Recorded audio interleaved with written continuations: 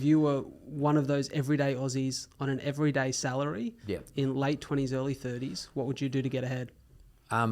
If you're asking me in a measurement sense, like in terms of value, you won't lose money in Australia buying the right property. You just won't lose money in Australia and the great thing about it is you can get leverage it. So you put in 20% or 10%, you borrow the money from the bank.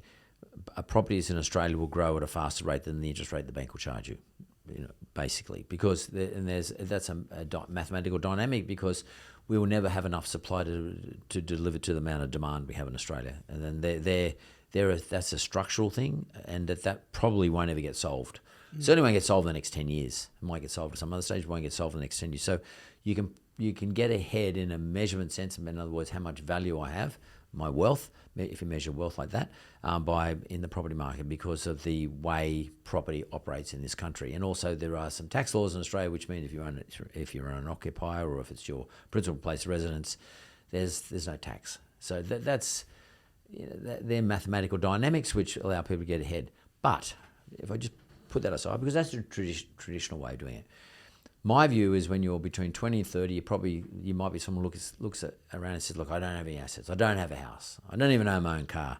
I don't even own much furniture. I don't have anything. What you do have is your ability to work. So Brad's ability in his late 20s, 28, compared to Mark's ability at 68 is like maybe a multiple of 10. Your ability to work is much greater than mine. Now, I might know more than you, only because I've been around longer, but your ability to work, so that's your biggest asset. So it's to answer your question, recognize that I do have an asset when you're young, and my asset when I'm young is my ability to work. That's the most important asset, and it's a diminishing asset.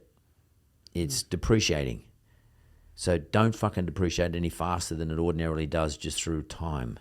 So don't get on the piss, don't get on the drugs, don't get out, think you'll go every fucking Friday night and get smashed or stay out all night. So recognize the capacity you have and optimize that capacity in terms of return. There could be education stuff you're learning about, a skill base you're trying to build, could be a business you're setting up on the side. You've got weekends. I'm saying don't waste your fucking time doing dumb stuff. Because this is your most critical period. This is your optimum period. And as I said, it depreciates. It gets worse over time. I can tell you, mate, my ability to work today, my ability to retain knowledge today is like half as what it was when I was half this age. Half. It's quite a deteriorating asset, and then my ability to understand things, my ability to grab concepts, is nowhere near as good as it used to be. So, I could smash out hours and back then like crazy, and I didn't realize it, but I realize it now. So that's what I would say to every young person: you do have an asset.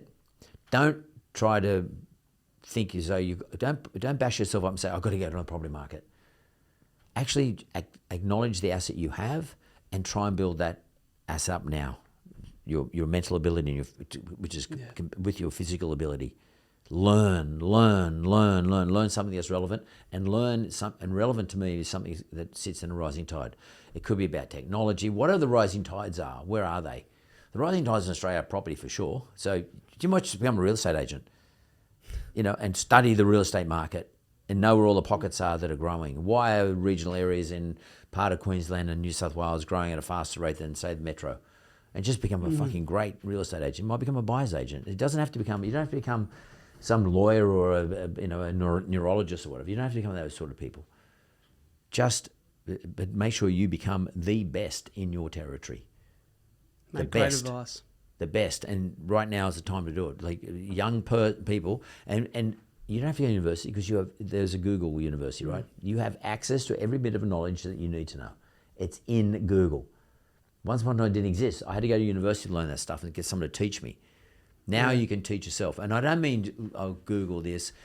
Get into the weeds. Go into Google Scholar and ask the question of Google Scholar, or go into ChatGPT and ask it to do the research for you, and make sure that you instruct it properly. Do a little bit of research first and then instruct it properly, and then keep instructing it until you get some really deep bit of knowledge about something, whatever it is. Yeah. So the tools are there. You have the time, particularly if you're not married, you don't have kids. Mate, like, the way that changes the dynamic of your life is crazy.